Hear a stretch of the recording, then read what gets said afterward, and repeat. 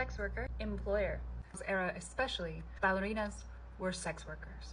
It was so common at the time, all ballerinas, regardless of their talent, were assumed to have sold their favors.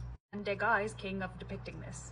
The way it worked is that wealthy gentlemen known as abonnés, the opera subscribers, paid an extra exorbitant amount of money for a backstage pass, basically. In 1860, when the Opera Garnier opened, they had a special entrance built where the abonnés could enter more discreetly, and it led to the foyer de la danse. It was a private backstage room that served alcoholic beverages, had comfortable lounge chairs, and where the dancers could stretch and mingle with the abonnés.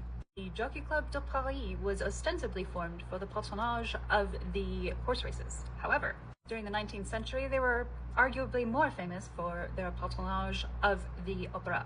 After the races, they would enter the opera for the second act of the ballet, where they would mingle with the ladies and either engage their services for the evening or negotiate a longer-term arrangement known as a protectorship. Such negotiations were often brokered by the ballerinas' mothers backstage as the dance went on. And given the ages of the ballerinas, we would now consider this child trafficking. However, at the time, this was the only way out of poverty for most of these girls. Gentlemen protectors often set up an apartment for their ballerinas and gave them a monthly stipend. But when they did this, they often tried to influence the opera to give their ballerina a better role. As a result, when a dancer rose through the ranks of the ballet corps, through hard work and talent alone, she still had to deal with society's whispers of, well, did somebody pay for it? And though it was undoubtedly hard work with brutal hours, it was not considered a respectable profession. If you landed good roles throughout your career and you retired from the opera, you could then become a dance instructor. That is what Marie von Gotham's little sister did. Marie and her older sister both posed for Degas, but Marie was the one who stood for this depiction, little dancer, age 14. And she was indeed 14 years old when she posed for this statue in 1879.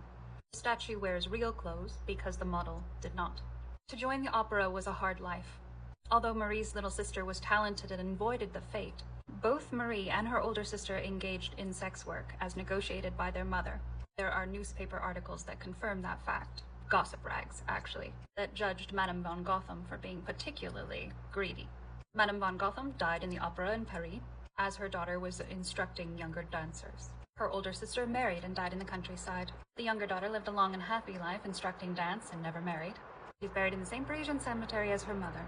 As for Marie, the last record of her is in 1883, when she, her mother, and her older sister were stopped at the French border by the police. Her older sister had stolen a large sum of money from a protector, and all three women were hauled back to Paris for questioning.